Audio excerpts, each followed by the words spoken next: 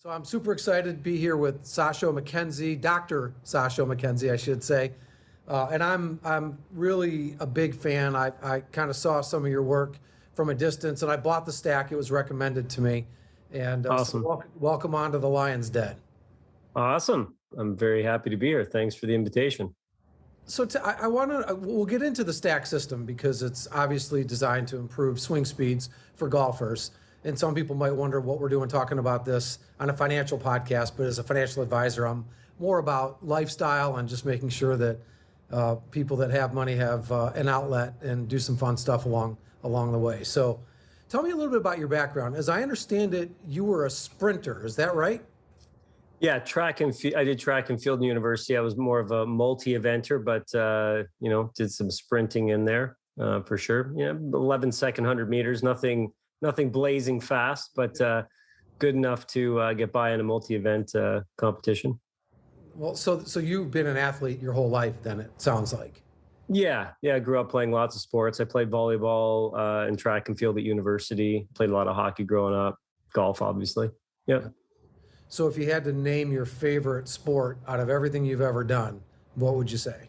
Yeah, well, it's got to be golf. Sure. You're Canadian and you played hockey, so there was a chance. Yeah, there was a chance. I have a strong affinity to math and physics, and golf is ripe with those elements, maybe more so than other sports. No question. And it's funny because I've played a lot of golf, and it's uncanny how hockey players just inherently have the ability to hit the ball further than just about anybody else. Nice. Yeah.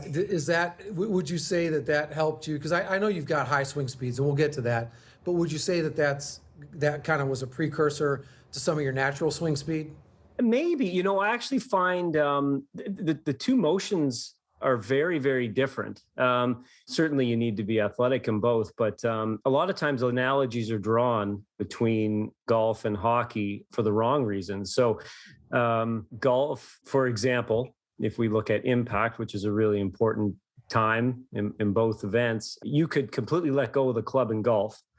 If your hands were not in contact with the driver at impact, you just completely let go, the ball wouldn't care. If the club head speed was 100 miles an hour, the golf ball would take off at 150 and everything would be happy. If you let go of the hockey stick when it made contact with the ice, you would have almost no ability to generate puck speed. So, with hockey, with a slap shot, for example, you want to hit, at least 6 inches behind the puck. You want to be applying a lot of force to the stick at impact. It doesn't really matter how fast the stick is moving when it hits the ice. Golf, you want to hit the ball first. You don't want to hit it fat. You could be applying no force to the club at impact, and it will have no influence on the flight of the golf ball. So they're very different in those ways. But I guess overall athleticism, some hand-eye coordination, is probably why a lot of hockey players tend to play golf pretty well and certainly pick it up. Yeah, so let me backtrack. Your stack system has been widely recognized as the premier methodology for increasing swing speed for the golfer in relatively short order. Did I get that right? Yeah, I think you nailed it. Good. And so I am a stacker. I'm 12 sessions in now. It was recommended. I actually have a woman by the name of Kaylee Franklin, who's out in California with Titleist Performance Institute. And we're doing some other stuff. As you get older, I'm 52, the body starts to, lose a little flexibility. If you're not working out, you can lose some muscle mass, that kind of stuff. So I asked her, look, we're doing some training together, and it's working out really well. But if I really wanted to do something to increase swing speed, what should I do? She said the stack system. So I bought it and was immediately hooked. Just the combination of the unit itself, which is just a hybrid with some weights at the end, for lack of a better way to describe it. Yep. But it's really the app and the AI, the artificial intelligence, that's fascinating. And of all the workouts that I do, and I do a few different things, I most look forward to the stack. And part of the reason for that is I just want to keep beating my previous scores. Sure. There is something addictive to tracking your swing speeds and then using that as like not just a barometer, but as a goal to kind of exceed. And I would imagine that that is part of the science behind what you designed. Yeah, absolutely. The app serves a lot of purposes and there's a lot of functions. One of them is motivating the athlete. You have to want to work out. It has to be exciting. It has to be fun. So that was definitely a factor. For example, we tell you every time you swing a weight faster than you did before. And the way the stack system set up, we have 30 potential weight combinations. So during a program, you could swing maybe 20 of those because the program, as you know, Terry, the program adjusts you as you go along. Well, that gives you a lot of opportunities to set records as you go, as opposed to just swinging the same weight over and over again, right? So, hey, maybe you haven't swung 180 grams yet. Well, here's an opportunity to set a PB. Maybe you haven't set a PB with some of the other weights in a while, but boom, there's a record. And that's, it may be somewhat artificial and like, oh, I haven't swung it yet, but it's encouraging. Like, great, hey, here's a new record. It's cheering for you. And that was certainly a thought that went into the design. And having the app tell you when to work out, so you get the reminder on your phone. Yep. Hey, you're losing grit. Yeah. There's a very common email we get is, hey, I'm going on vacation. I've got a wedding. I've got to travel for work. I do not want my grit score to go down. Can I pause the program? So there's What's the answer to that, by the way? Can you do it? No, you cannot. And the reason is the app, the algorithms don't care why you're not working out. Right. They just know you haven't. So whether, it's like maybe you're working 7 jobs and, you're grinding outside of the stack and, you're playing 7 tournaments, who knows what it is. Maybe you're not slacking, but the reality is from the stack's perspective, you haven't worked out. So you're losing grit. So whether it's an injury, a vacation, you're just lazy, you haven't worked out. So you're going to get a reduced grit score. It'd be like Charles Barkley. The app don't care. That's right. The app doesn't care why you're not working out. And so we use that number, it's an aggregate of how closely you're following the program, recovery days between sessions, how closely you're following the rep rest, the set rest. And as you mentioned, the AI, maybe we're getting out of order here, but the app is continually tracking every user's data, how they perform the pre-test, how they perform the post-test. And if your grit score doesn't meet a certain threshold, then we throw that data out of the analysis. So you're doing a foundation program right now, I'm assuming, Terry. So right now there's probably about 400 users similar to you doing that foundation program, but they're not all doing the exact same foundation program. So some people have slightly different rests. Some people might be doing, 3 sets of 8. Some people might be doing 4 sets of 6 for a certain workout. And so we're constantly running little experiments in the app on large numbers of people. And we can say, hey, well, these 200 people doing this version of the foundation actually got a little bit faster than these 200 people that were all, kind of age matched, speed matched, handicap matched, et cetera. But if you're in that group and your grit score drops to 60, well, you weren't really doing the program. So we don't include that in the analysis. And that's all done automatically within the app. So I'm not, the app is like in this infinity loop of progress where the more people that do programs, the smarter it gets, which is pretty cool. I love it. And by the way, we should say grit score, it's one of the measurements. But I should tell you something funny too. So I screwed up my initial, the baselines. And what's funny is it's going to look like I've made this incredible progress because like a knucklehead, I had the SCS 200 radar in the wrong spot. I had it in front of me instead of behind the swing. And so my swing speeds went from like low 80s to over 100 in 3 sessions. So you'll be our poster boy for speed gains. Once I figured that out, I'm like, oh, but I didn't want to go back and restart it. So to me, it was more important just to do the work than it was to get the vanity numbers. And I've done enough of them now where I've kind of reset all of the important numbers so I can actually see more of the progress. I'm really curious, a couple things, right? So just let's talk about generating speed. There's 2 parts to this for me. One is, everyone wants to know what's a reasonable expectation of the increase I can see by doing this program. So we'll get to that. But what I'm more curious about, what are the physical drivers of club head speed? And then what are maybe some of the physiological limitations that will get you to max out at a certain level? So for example, I'm 5'8", 180 pounds, reasonably strong, reasonably athletic for a 52-year-old.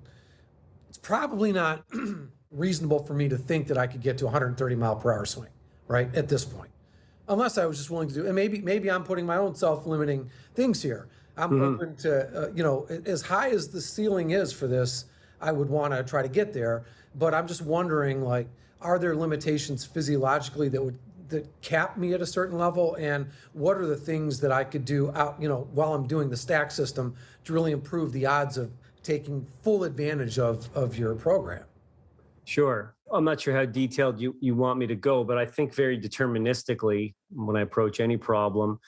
So I look at club head speed generation using, what's called a work energy approach. So you've got a club at the top of the backswing that has no energy in it, no kinetic energy. For most people, unless you're Jim Furyk, the club essentially comes to a stop, or maybe a Matt Wolf, but even those folks, it comes pretty, slows down quite a bit at the top of the swing. So you want to do as much work on the club as you can. From a work energy perspective, there's 4 things you can do. You can apply more force, move the hand path over a greater distance, apply more torque, or rotate the club through a bigger angle. We can go into the details of that, but I probably don't think you want to. So you can change your mechanics, the way you're swinging, things like wrist lag, making sure the lower body's moving first and the downswing. Those things, with the given quality of nervous system and muscles that you have, you can improve your swing mechanics to increase club head speed. That's a big way you can do it. You could just swing harder with more effort. That's another thing that actually people can tend to unlock with stack training. Your mechanics can improve with just stack training as well, because you kind of go through the self-discovery of looking at the speed number and figuring out a better way to move your body. So there's the effort level, there's the mechanics. But then there's also, for a given swing mechanics, you can improve the ability of your muscles to contract to apply more force or contract faster.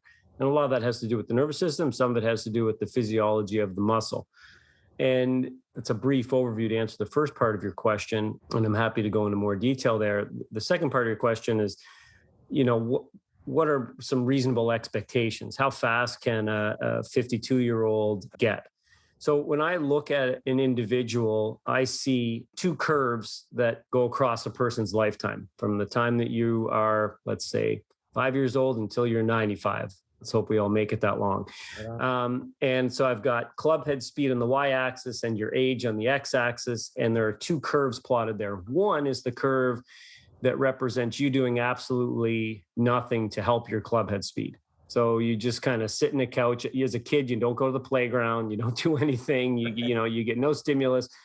And just through, getting older and a bit stronger, your club head speed will go up, and then, probably peak at, around late 20s, 30s, and then decline until you're in your 90s. A similar looking curve sits about 20 miles per hour above that through your kind of normal golfing age. And that's if you are optimally training your entire life for maximizing your club head speed. So, and that's going to be true. I always deal with probabilities. So that 20 miles per hour is good for about 95% of the population. Some people might have a bit lower, maybe there's, a small percentage that are 15, and some people get all the way up to 25, the difference between their maximum and minimum at any point in time in their life. So you look at someone like Kyle Berkshire, who's getting close to 160 miles per hour. Well, he could probably swing at 135 if he really didn't do that much. Like, he was probably, as an 18-year-old, swinging the driver at 135, just kind of hanging out. But he's done everything he can in his life to maximize that. Maybe it's not perfectly optimal, but he's starting to get really close to 160 club head speed. Someone like you, what's your club head speed right now, Terry? When I first started the program, I think driver speed was 107, maybe 106.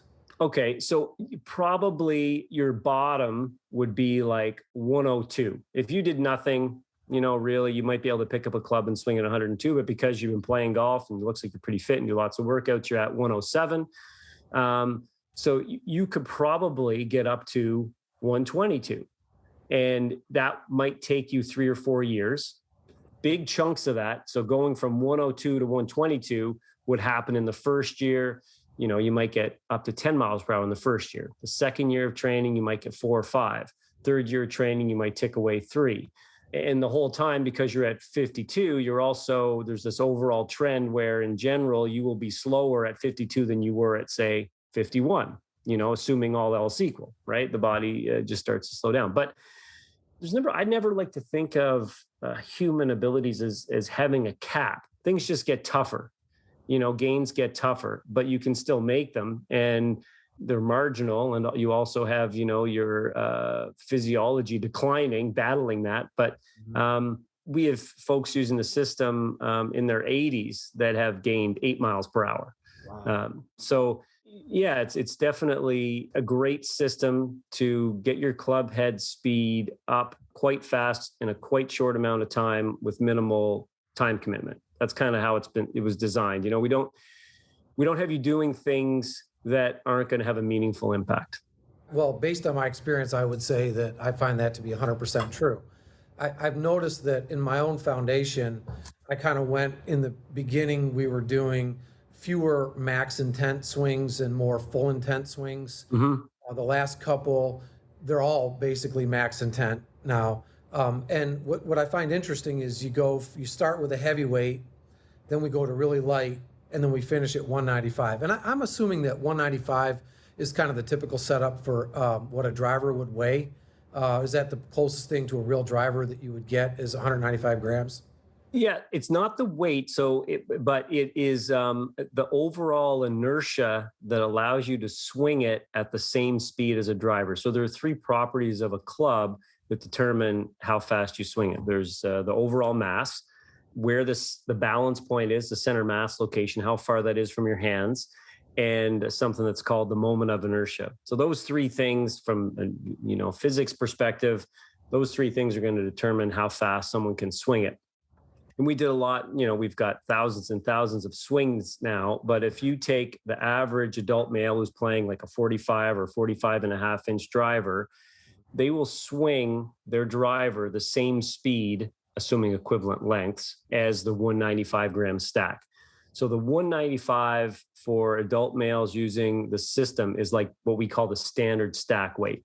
The algorithms actually get much more complex for juniors and females, because females tend to have a larger variety of club lengths. We found adult males, it's, maybe there's some 44s out there, maybe there's some 46s, but very, very few outside that range. And there's almost like 95% of people are playing the driver that comes off the shelf. With females, there's some 43s, there's some 46s. Brooke Henderson was playing a 48 up until a few months ago, till they changed the rules.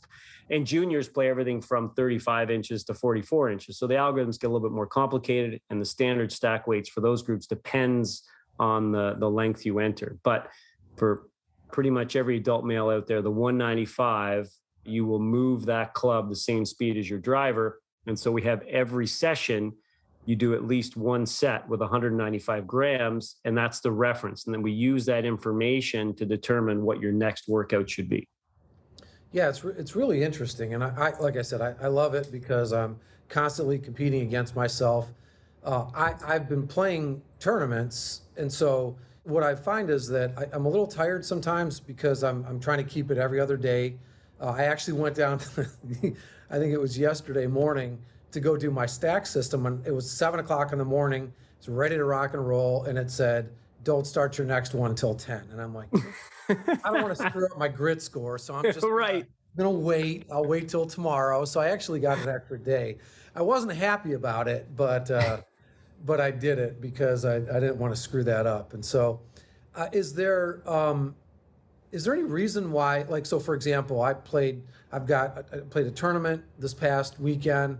I've got another one coming up in 2 weeks and another one the week after that, but I haven't backed off the training at all.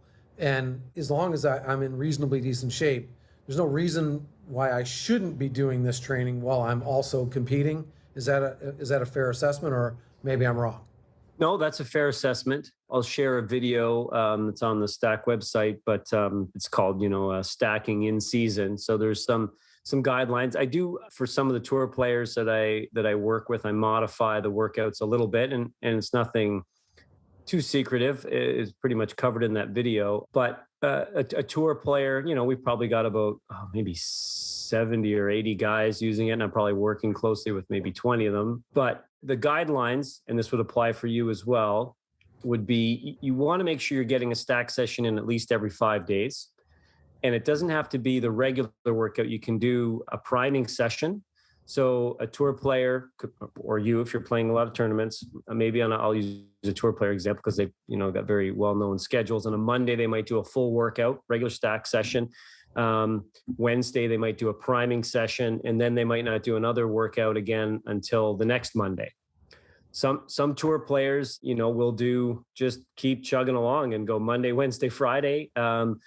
Fitzpatrick, for example, he will sometimes do that, like after the Friday of the Scottish Open. He finished his round, had the second low round of the day. It would have been windy, kind of fatiguing. He went out and he did his regular workout on the Friday afternoon. Victor Hovland did workout Wednesday, Friday, and Sunday of the PGA Championship. So now, if you feel good, great, do it. That's on the higher end of things. I would not, probably recommend a Wednesday, Friday, Sunday of a major. But hey, that's all right. If you're fit and you're recovering, that's okay. Well, maybe I'm not doing this right then, because I haven't missed playing golf probably at least a little bit. I live on a golf course, so I play a lot, even just a couple holes at night. But in addition, I've probably done, every time I play, I've basically kind of gone out and done a priming session if it was an off day from the training session. Sure. I don't feel like it's really inhibited me in any way, although it's hard to say because I don't know what it would have been like had I not done that. But I'm just really I'm focused on getting that club head speed up, because when you play, like I play at a reasonably high amateur level. My handicap is call it a 1 or 2. And a lot of these guys that are in their 30s and 20s are, they're hitting the ball, they're carrying the ball 290 to 300 yards, right? And so they're rolling out 320, 330, and it's wedge, and it's every par 5 and 2. We're playing, typically we play around 7,000 yards, maybe 6,800. So the game gets so easy for them because they never have anything more than a 9-iron or a wedge into any of these greens, right? So I'm just trying to get in the same zip code. So if I figure if I can come in with an 8 or 9-iron or maybe a wedge in some of these, if I can get that ball, if I can get total distance to, carry and roll to around 300, maybe a little more, at least they're not running away from me on that level. And then we can all kind of, compare our chipping and putting, and that's probably what's going to ultimately determine who wins, right? But if they're hitting the ball 50 yards by you, it really makes it difficult to compete at that level, right? Unless you're playing a super tight parkland course that's loaded with trees and it's shorter, there's no big advantage. But most courses aren't designed that way, at least not the ones that I play. So I think it's super important for distance. It seems like that's the whole way that the PGA Tour is going now. Yeah, I think you're right. There's 2 other nuances that I would add. If you increase your maximum potential club head speed, it allows you to bring the current speed that you're swinging at to the course with a lower percentage of effort. You're going to find more fairways. So if you're out there swinging at 107 miles per hour club head speed, but it's max effort, like absolutely as hard as you can swing, you're not going to be as accurate than if you, dialed it back a few miles per hour. Well, wouldn't it be great if you increased your maximum and could, swing at 107 comfortably and shape the ball at that speed? Plus, you're going to have less distance into the green, but also you're going to have your irons are going to go further. So you're going to, have less club there. So it's kind of a double whammy, especially on a par 5, right? If your driver carries an extra 20 and your 3-wood carries an extra 20, well, all of a sudden, you can go driver 5-iron, right? Because you got 40 yards difference there. One of the few things that if you make an improvement with, you're guaranteed to take it to the tee the next time you play. You can work on your putting, improve your putting, and no doubt that overall you'll trend your putting will be better, but you're not guaranteed to take that to the course the next day. If your club head speed gets up to 120 and you keep speed training, you're going to definitely have 120 the next time you go tee it up. Right.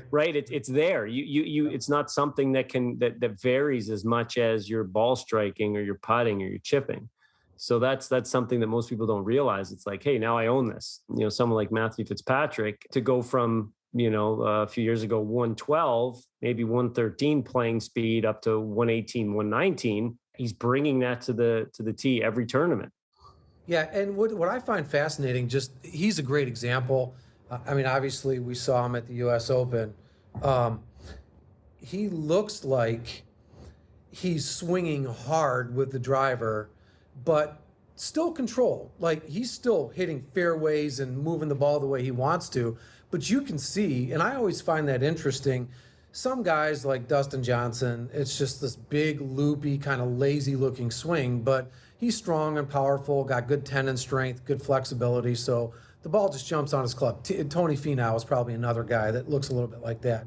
But then there's other guys that just look like they're explosive, and Matt Fitzpatrick now looks like an explosive golfer, and that's amazing in such a relatively short period of time.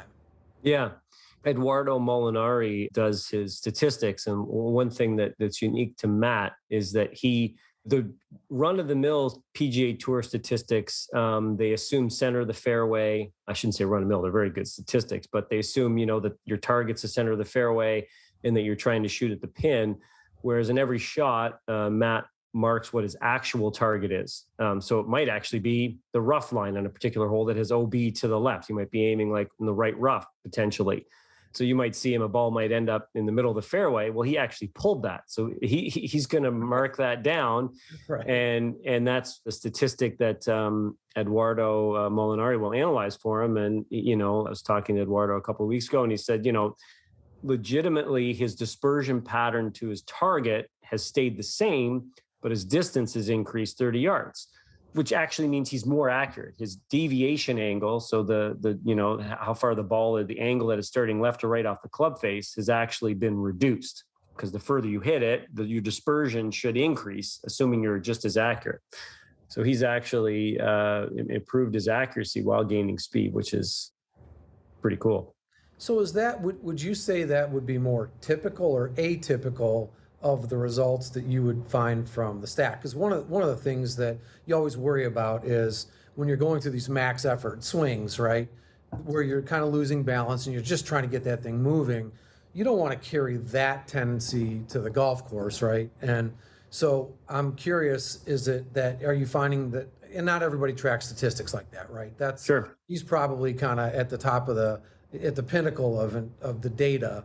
But do you find that people are also kind of on average improving their dispersion ratios by using the system, or is it maybe something you don't? Oh yeah, well, definitely, and on average would be an understatement. So when I was first doing research in speed training, and trying to figure out, what should the weights be, what should the rest be? Should you swing heavy and then light? Should you swing light and heavy? These were studies that had 20 people in them in each group. And I would track pre and post test dispersion. We'd run a little combine on I have a flight scope in the lab. And so that was like, hey, I don't just want to know if you're swinging faster. Let's see if you're driving the ball better, right? What is your strokes gain number? What is your dispersion and your distance together before and after? And it would be, there would be out of 20 people, maybe one or two people that would show a marginally increased dispersion, but there'd be 18 who would have a meaningfully tighter dispersion. And that's held true moving from those studies into now, the bigger studies where we're looking at where we've got 10,000 users. At any given time, there's still people that say, hey, I've increased my dispersion. I'm a little wild, since I've started using the stack. And maybe that's true. Maybe it is a real effect, but it's kind of like one out of every, 2,000 people have kind of emailed with this issue.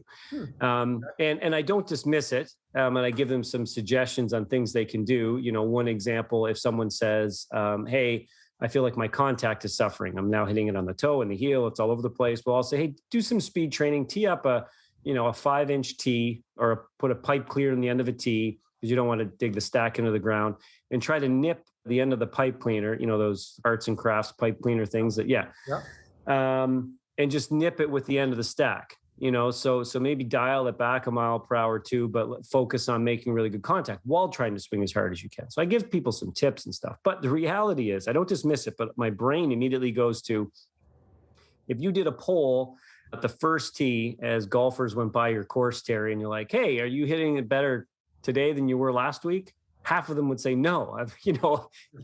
Right? Golfers go into a funk. It's all of a sudden you're like, God, the driver's just not working. It's just not trending. Well, if we've got 10,000 stack users, there's going to be a bunch that are just due to other causes are going to be not hitting it very straight. Right. Maybe they got a bad lesson. Maybe they're listening to too many YouTube videos. Maybe their back was tight because they were sleeping on an air mattress. Who knows? So I don't dismiss it, but it's, there's very few people that complain of that. And I'm sure that a lot of those are probably just due to the natural variances in their game.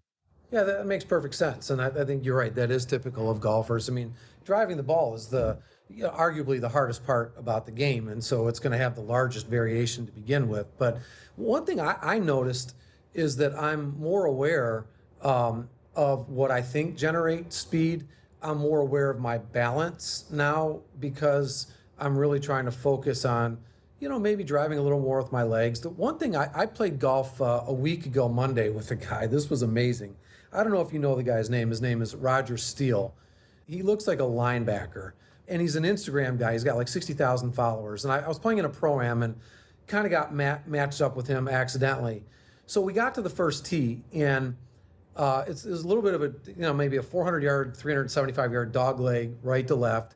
And I hit this sort of smothery, loopy right to left hook, but it had a lot of topspin on it, right? So even though I didn't make good contact, ball rolled out, call it 275 yards, right?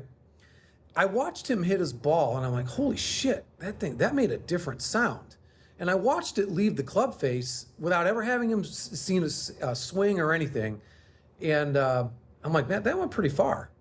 Well, when I got up to my ball, I'm like, I don't see this guy's ball anywhere. He was 100 yards past me, 100 yards.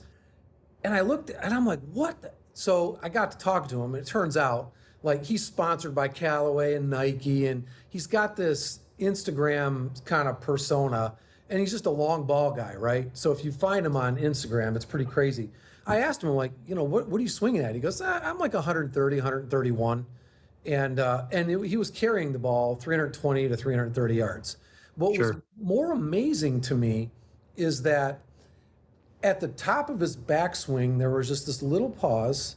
He never looked like he was swinging hard, like everything was in balance, but the ball just exploded off his club face. And to your point earlier, he had a fair amount of lag in that downswing, so there was like that period where he's changing direction and the club just looks like it's sitting still. And then all of a sudden, it just gradually whipped to the point where his maximum speed was right at impact. But it was fascinating to me because I don't know that I've only seen one other guy that can hit it like that far, right? But he was built like a brick shithouse. I mean, this guy he looked like he should be playing linebacker somewhere. And it got me to thinking about the difference between speed and power, right? So you get a guy like Jon Rahm, right? Let's say he's got 118 mile an hour swing speed, whatever it is. And you get a guy like Rory, who let's say has identical, I know they're not, but let's just say they are identical swing speeds. It would seem to me that the power potential for Jon Rahm at 118 miles an hour should be better because the mass of just his body and his arms would weigh more, would deliver more force. Is that true? Like, is it 118 and the ball just goes where it goes, or is there a difference between the mass at 118? No, 118 is 118. The club doesn't care if it's Will Zalatoris, at 150 pounds or Jon Rahm at 200 pounds. If the club's going 118, the ball doesn't really care. It's the mass of the club head, and maybe about let's call it 6 inches of shaft that participate in impact. So however fast that's going, that's all that matters. Yeah, which is really interesting. Power has a specific definition. It's the rate at which you're changing the energy of the club, or effectively the rate at which club head speed's increasing, how quickly you can do it.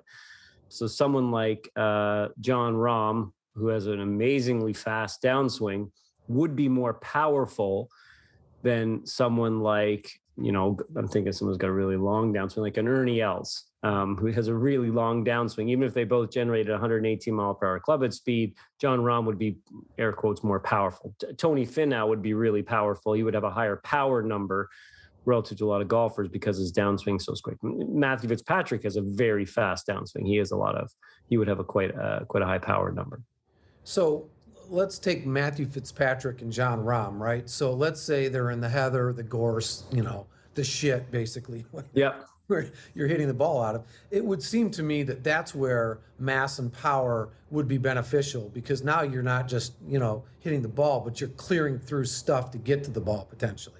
Yeah. Or does that not matter? That probably does matter. There's been no research on it, but my gut tells me that once impact time increases, and so impact gets fuzzy when you're, what do you mean by that? When you're going through long grass.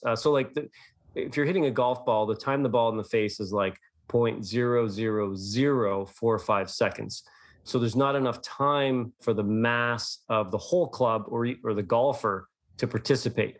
But if you start plowing through the heather, all of a sudden the time that material, the grass and stuff is applying force to the club, that gets quite a bit longer.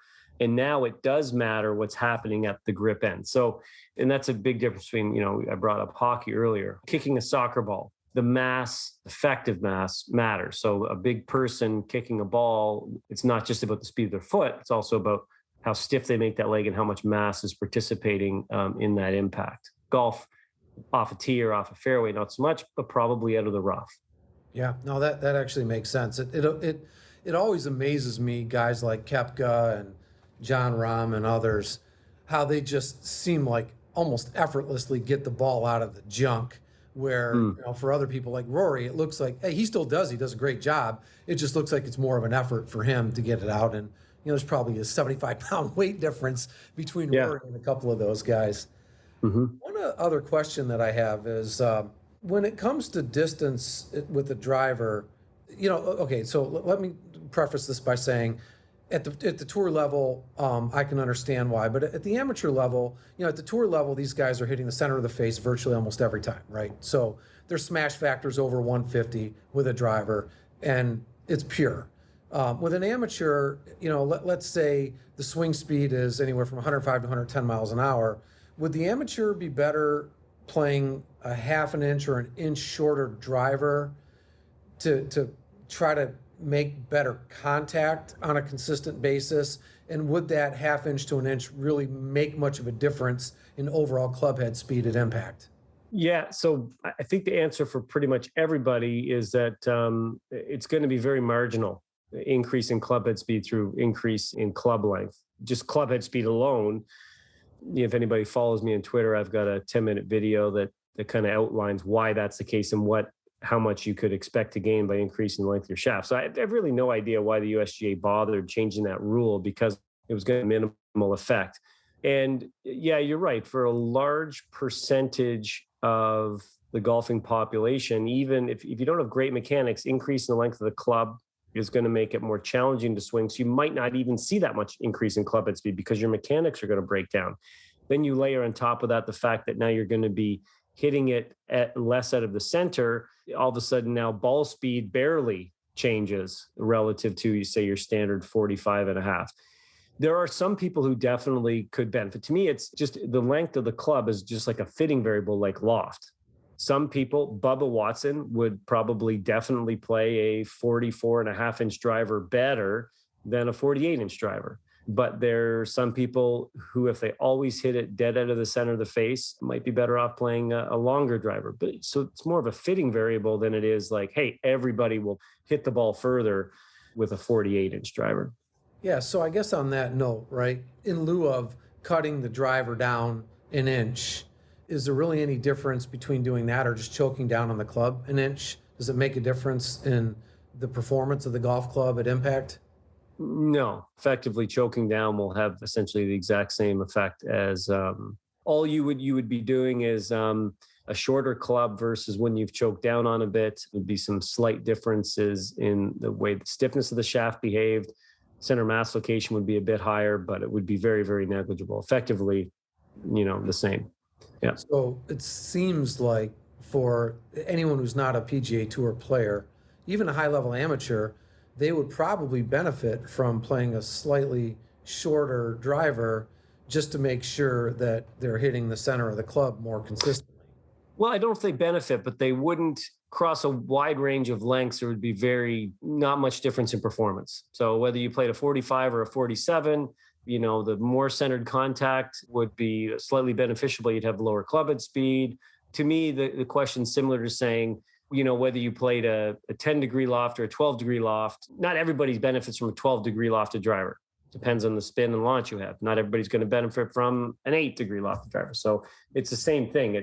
It's going to have a different effect across golfers, but it's a small knob. So if we're looking at, let's say, a typical straight drive versus a well-hit fade, okay?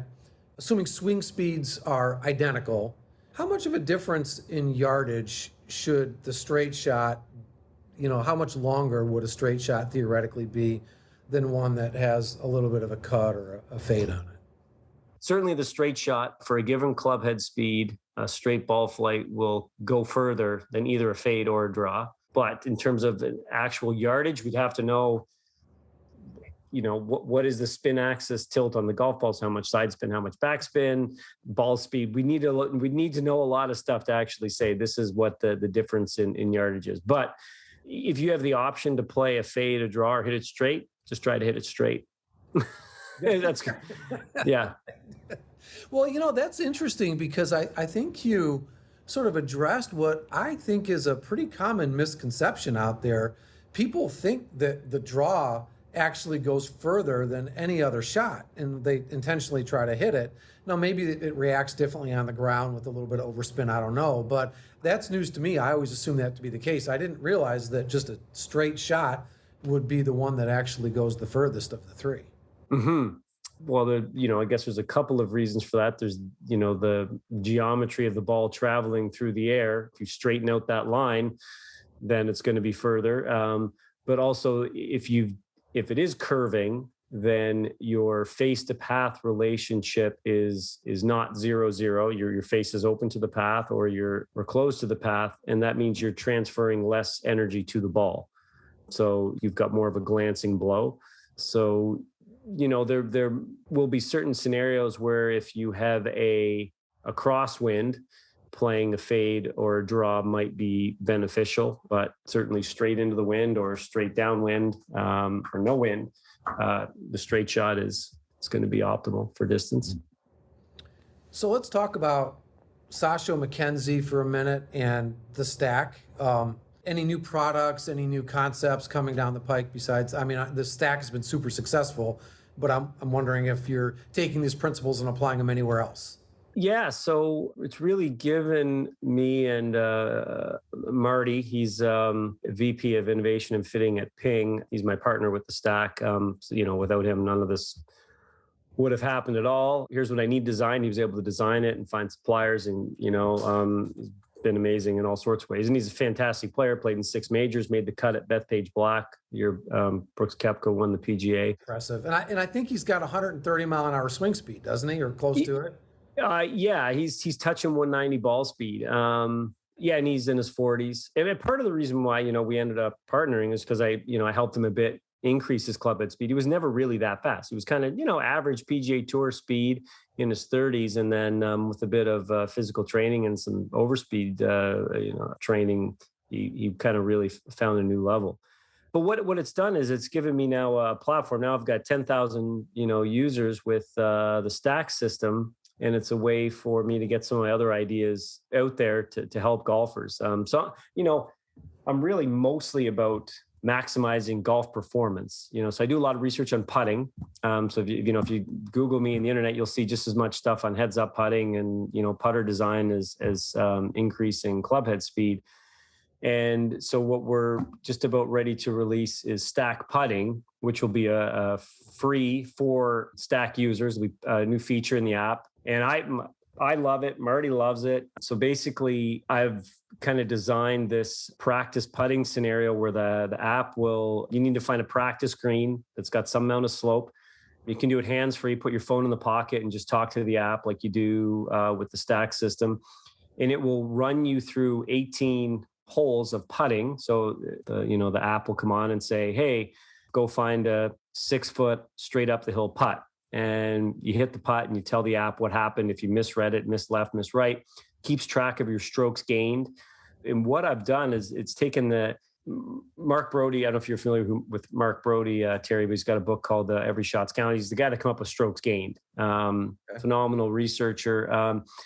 And has amazingly insightful statistics. And one of them, one area that he's shown with putting is at what distances separate the best pros from the worst pros from amateurs. So should you be out there grinding on your 3-footers? Should you be grinding on your 15-footers, 60-footers? What matters? So it's what putts make the most difference. So what we've done is I've taken over those 18 putts, and they are heavily weighted, biased towards putt lengths that show the biggest difference between golfers. So you get a lot of 4-footers, 5-footers, 6-footers. Nothing's over 30 feet because that just really doesn't matter that much. Hey, if you really suck at lag putting, you maybe go to something else. But what's awesome is you can also run these cool little statistical analysis in the program. So my 11-year-old Pierce, he just went through this, trying to decide whether heads up putting or heads down putting was better for him. So you can, when you start up the stack putting, you can enter in your ball, the putter, and the technique you're using, and the location you're putting at, and you can change that over every session. A session takes about 15 minutes. You putt these 18 holes, everything's saved. And then say after 2 or 3 sessions using both techniques or putters or balls or whatever the variable is you're choosing, you've got these little fields you enter in before you start. You can run stats, legitimate statistical analysis that will tell you which technique or ball or putter was better.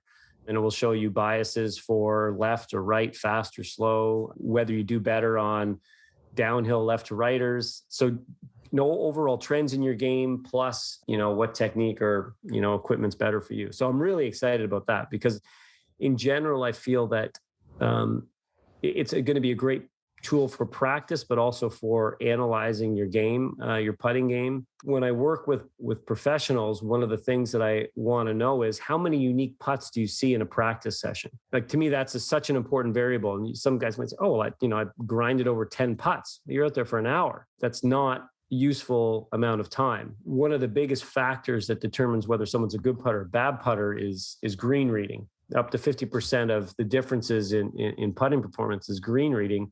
If you take a tour player, they only sink 50% of their 8-footers. In a lab scenario, or if they know the break, they're sinking almost 100% of their 8-footers. Yeah. What's different? Well, they have to read the green, and they often misread the green. And the only way you can really, there's aim point, but the way you can get really good at reading greens is seeing a whole bunch of different scenarios. You want to get better at your speed control. You want to get better at reading putts. You have to experience different putts over and over again in a practice session. So you mentioned something that I didn't know what you meant, but it's fascinating. So, it sounds like it's part of your new system, but what's the difference between heads up or heads down putting? Oh, I'm sorry.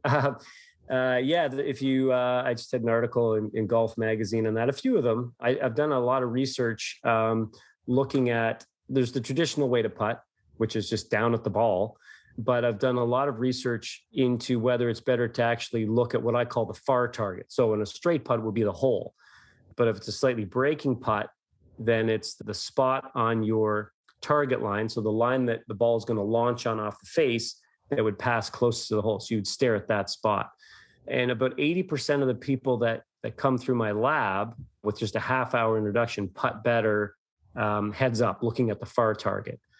I could go on for days, but essentially there are 4 parameters under the control of the golfer that determine putting performance. You've got putter head speed, where it hits on the face, so toe or heel, face angle, and path. The loft and attack angle have minimal effect. So really it's those 4 things. If you look down at the ball, you get a little bit better at impact spot. Mm-hmm. So whether your contact improves. If you look up, you don't look down at the ball, your contact degrades a bit. But that is really not that important. That's another bit of something that people don't realize is that if I take the worst putter that's come through my lab in the last year. Okay. And I look at where the balls hit on the face. They're hitting them off the toe, the heel, the miss hits all over the place. You actually have to miss. I've only got metric in my head here, so I'll have to convert. Maybe it's about a half an inch, I guess. But you have to miss, in order for a 12-footer to miss the hole, you have to miss the center of the putter face by 1.1 centimeters. So let's say half an inch. Okay. The worst putter in my lab, okay, out of 100 putts is only going to do that 5 times.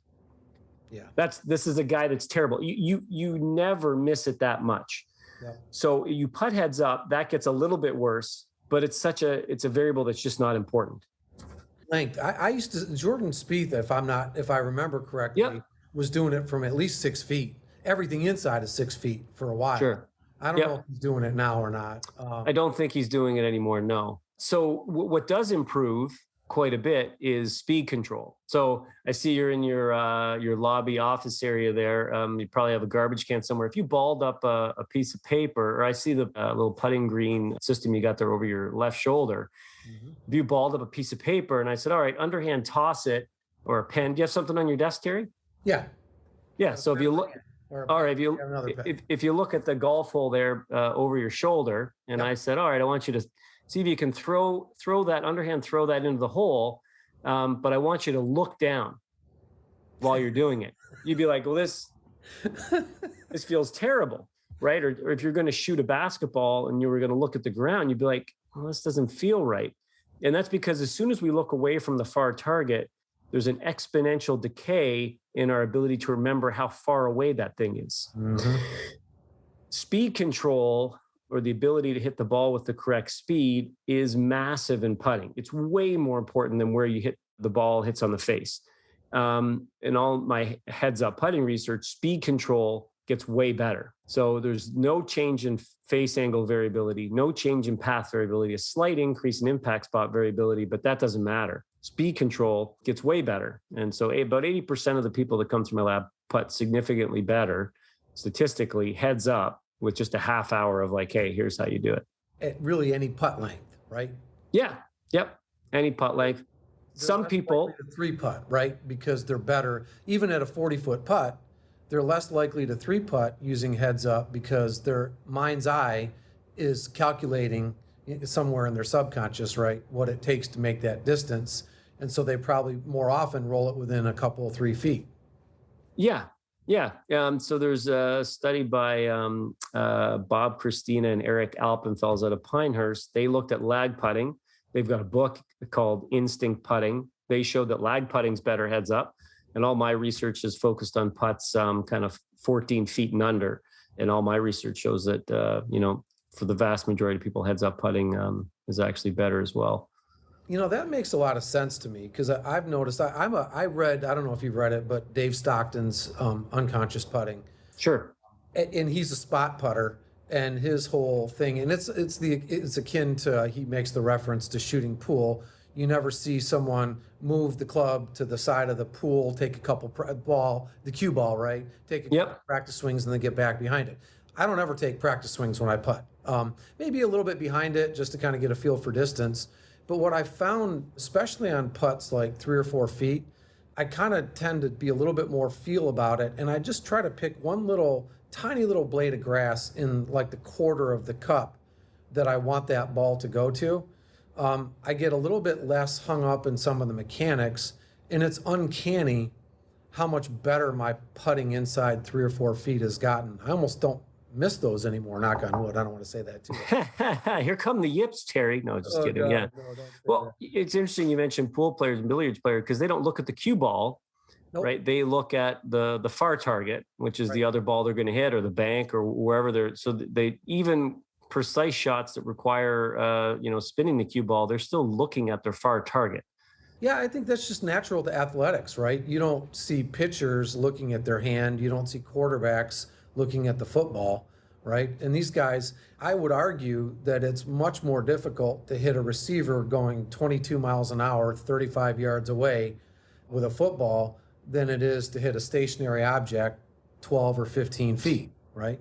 Yeah, the ball never changes location in our stance. The slope that we're standing on is never greater than 4 degrees, right? Otherwise, the ball wouldn't be there; it would roll away. So we've always got the same stance, the same setup. That information never changes. What you want to be focusing on is that information between the ball and the hole. That's where all the good information is that makes that particular putt different than the last one. Hockey's another good example.